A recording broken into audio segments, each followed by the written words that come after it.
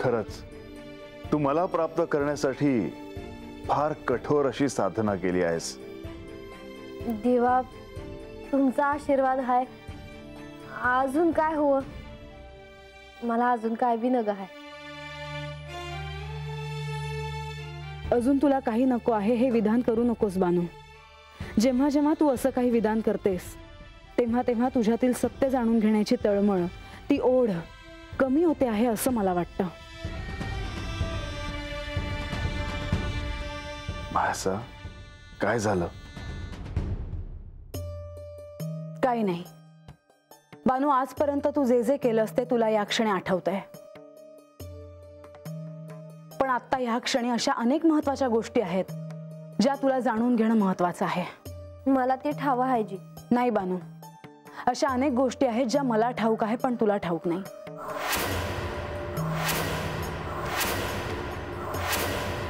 दुर्दैवाने तुला त्या जाणून घ्याव्याशा वाटत नाहीत,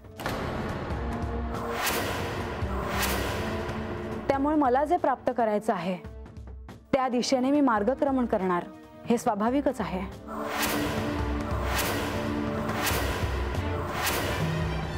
मला भी काय बाय ठाव आहे जी। हो वय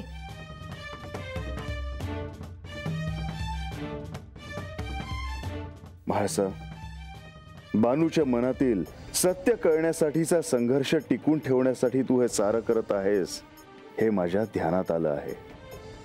परंतु भासा, या क्षणी तुझ्या मनात नेमकं काय आहे? सांगते बानू, तुला सारं काही ठाऊक आहे असं तू म्हणतेस, मग मला सांगशील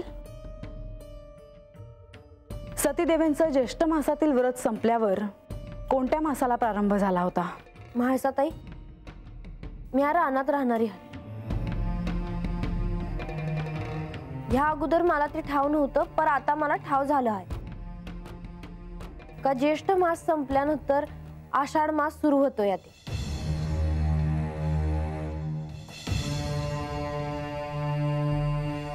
योग्य। आणि त्यानंतर श्रावण।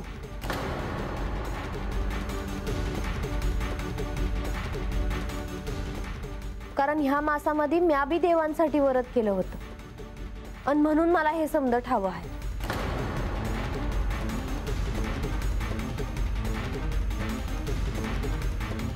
असेलही। मग मला सांग, हा मास श्री महादेवांना सर्वाधिक प्रिय का आहे?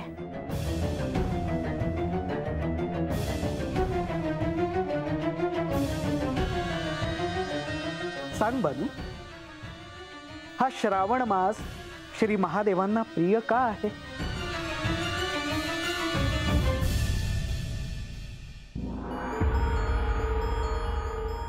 मी सांगते, कारण याच मासात पार्वती देवींनी कठोर असे व्रत करून महादेवांना प्रसन्न केले होते आणि महादेवाने त्यांना दर्शन दिले होते।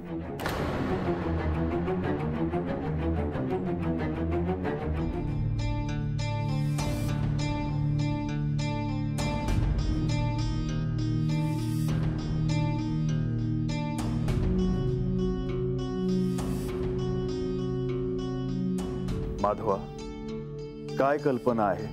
देवा, कल्पना जी आहे ती तुम्हाला सत्यात आणायची आहे आणि आत्ताच्या परिस्थितीत ती बाणाईला सहाय्यभूतही होईल।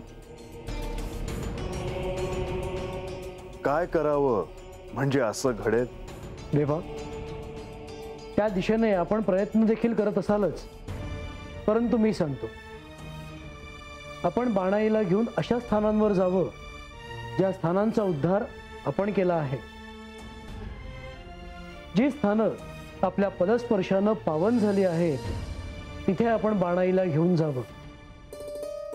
त्याची निर्मिती का झाली हे ऐकणं देखील दिव्य ज्ञानच असेल। त्याचं श्रवण करता, तिथे जाता बाणाईला त्यातून सत्य कळेल असं मला वाटतं। परंतु मला केवळ बानूला घेऊन नाही जाता येणार, तर मला म्हाळसेला देखील माझ्यासह घेऊन जायला लागेल,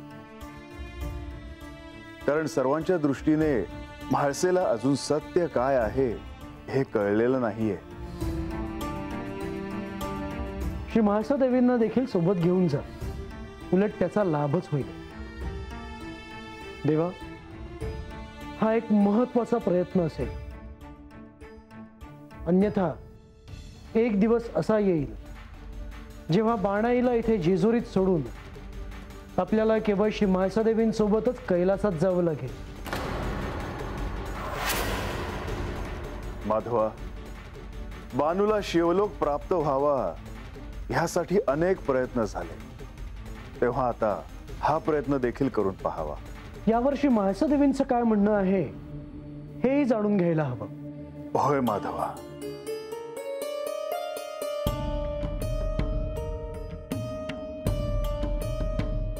आज तुम्ही दोघींनी काही विशेष करायचं ठरवलंय का? म्हणजे तसं वाटतंय मला म्हणून. हो,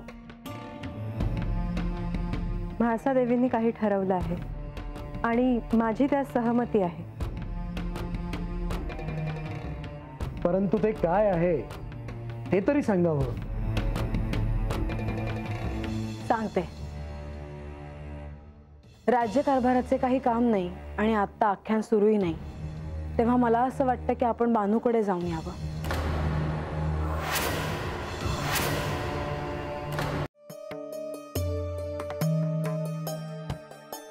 आपण असं का बघता आहात? खरंच म्हाळसा देवींनी हे ठरवलं आहे. परंतु आपण तिथे जाऊन काय करणार? का? आता तिला गडावर मानाचं स्थान मिळालं आहे. ती गडावर येत जात असते, तेव्हा आपण तिच्याकडे गेलो तर काय झालं? म्हणजे तिला संदेश पाठवायचा की आपण तिला भेटायला येतो आहोत. परंतु ह्यातून काय साध्य करायचं आहे? मला पाहायचं आहे ती आपला मान कसा राखते, आपलं स्वागत कसं करते. म्हाळसा, तुझ्या ह्या अवतारात ती जरी तुझी सवत असली तरी मुळात ती तुझी प्रिय सखी आहे. मला ह्या संदर्भात तुझी परीक्षा नाही पाहायची, परंतु जर तुझी इच्छा असेल तर मी येईन तुझ्यासह. तसं असेल तर बानूला संदेश पाठवायला हवा. होय, परंतु लक्ष्मी देवी, त्याआधी प्रधानजींनी जी कल्पना सांगितली आहे ती आपण ऐकावी असं मला वाटतं. बंधू, आपण काही बोललाच नाहीत. आपण आधी सांगायचंय, मी बोलतच राहिले.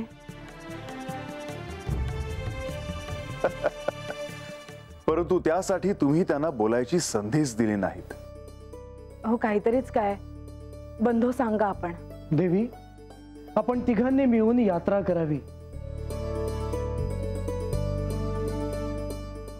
श्री खंडेरायांनी ज्या तीर्थक्षेत्रांची निर्मिती केली आहे तिथे आपण पुन्हा जावं.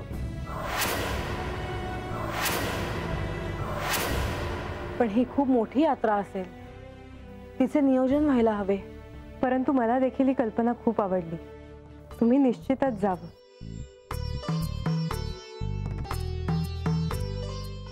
बानूला जर सत्य समजणार असेल तर या तीर्थक्षेत्रांना मी अवश्य भेट देईन देवी. माधवा, आपण याचे नियोजन करावे, म्हणजे ही कल्पना सत्यात उतरवता येईल. होय देवा. हो, आणि आपण बानूला भेटायला जाणार आहोत असा संदेश तिला पाठवायला हवा.